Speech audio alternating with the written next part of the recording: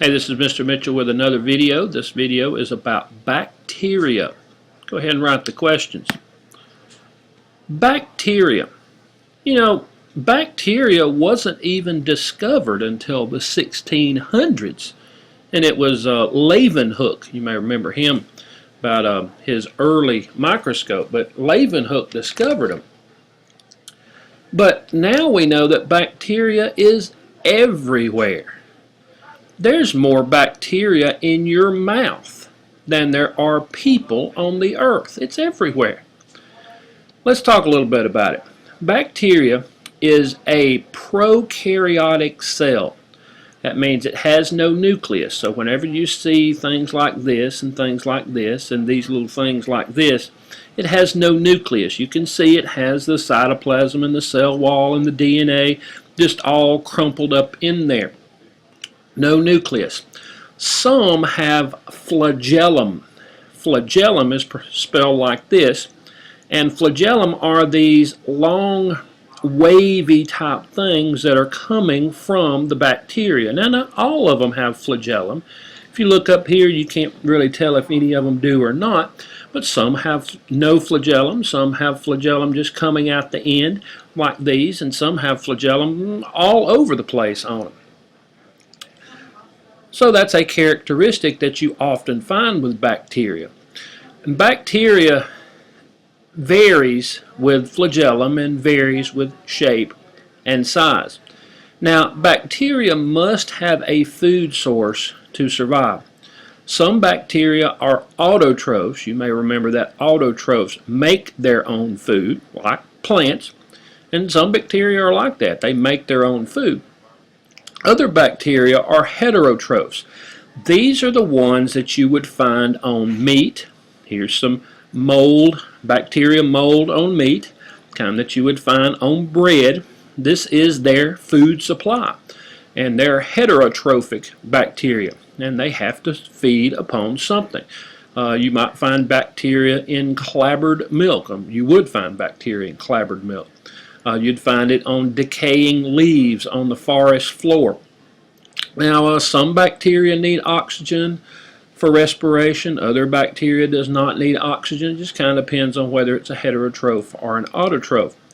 Now, bacteria with food, temperature, and right conditions, well, they thrive and they reproduce.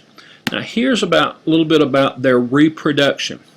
Just like we saw, there's a lot of variation in size and characteristics.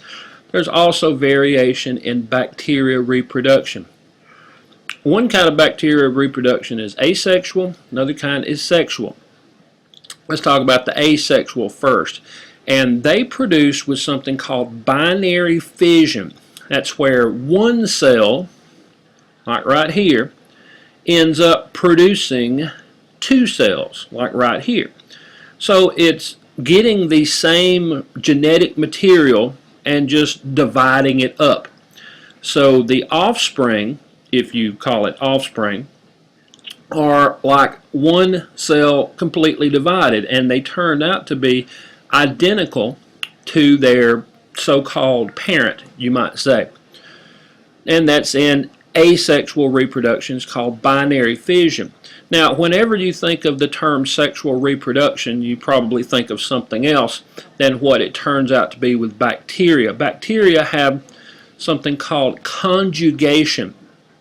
And the bacteria form of sexual reproduction is conjugation. Now, what this means, you have a transfer of genetic material to another bacteria through a bridge, and it's like a thread. And you can see under a microscope here you have one bacteria and you have this thread-like bridge to another bacteria. Now what's happening, it is just sharing the DNA.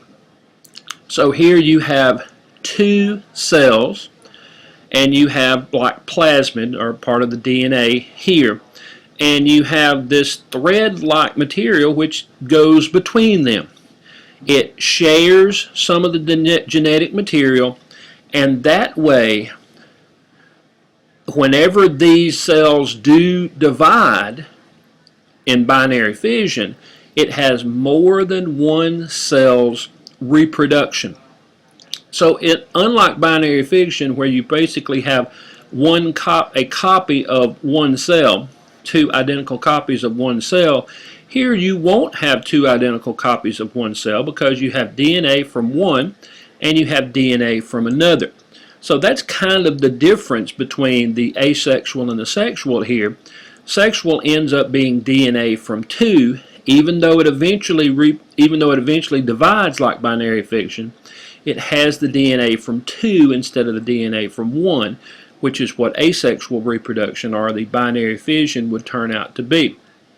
Okay, let's talk about harsh conditions. Some bacteria survive harsh conditions by forming endospores, and here's endospore right here. Notice this has kind of a protective outer covering to it, you might say. Endospores are small, round, thick-walled cells that form inside a bacteria cell, and they have the same genetic material as bacteria, and what happens is these endospores can survive a lot.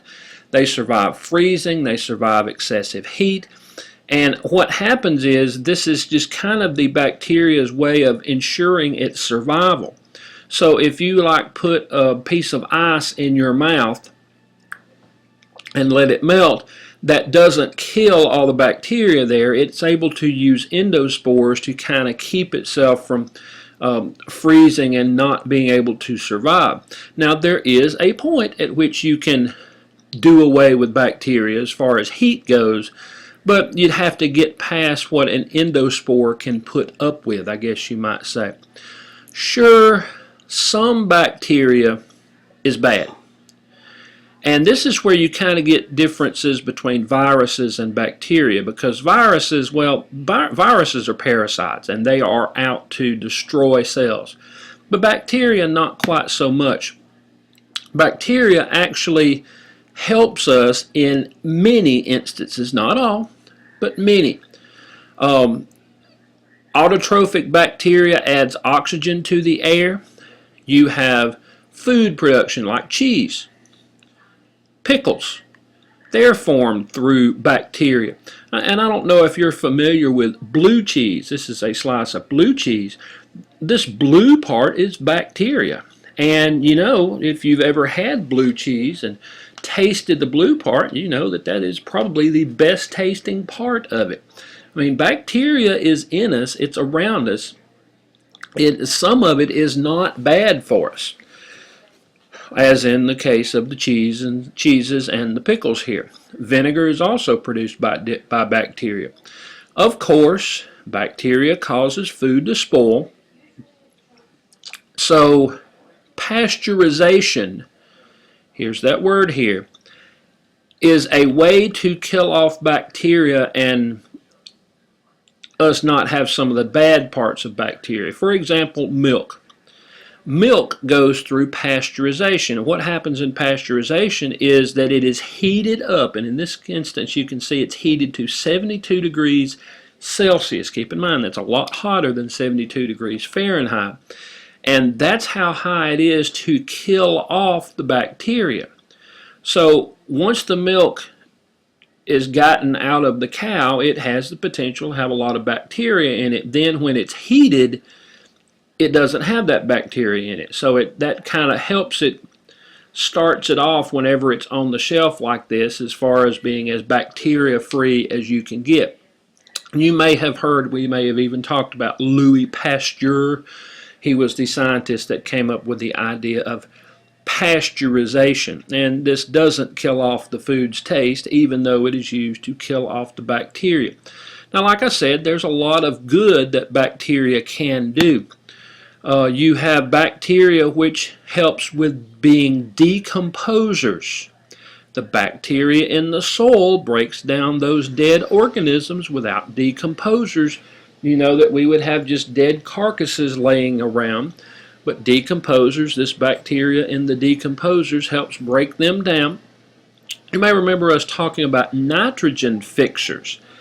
Our body doesn't use nitrogen as it is. You have to have not products, but things that kind of break down the nitrogen to where our body can use it, and that is a kind of bacteria. There's another kind of bacteria that feeds upon oil, and we'll get to that in just a second, but there's one that has to do with the making of insulin. You may remember where we were talking about plasmid. This has been several videos back. Plasmid, where you can cut the plasmid and get the insulin inserted in there. This is inserted into a new bacterium. This DNA goes into the bacteria, and this bacteria produces insulin.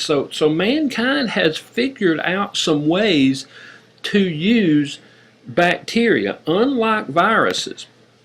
And I'll get to this diagram at the bottom later on. But, well, I guess I should go back to here. Right up here it says the marine bacterium Alcanovirax feeds on oil. Bacteria actually feeds upon oil and helps clean up oil spills. So it's true, mankind has figured out a way to use a lot of the bacteria. Now let's talk about differences between viruses, which we talked about in the last video, and bacteria, which we talked about here. Remember, a virus is not a cell. A bacteria is. Remember, it's a prokaryotic cell which has no nucleus. Bacteria reproduces both asexually and sexually through binary fission and conjugation, and viruses do not. And virus is a parasite. But bacteria, we have found ways for bacteria to do good for organisms where viruses are pretty much out to destroy cells. Well, I hope you've learned a little bit about bacteria.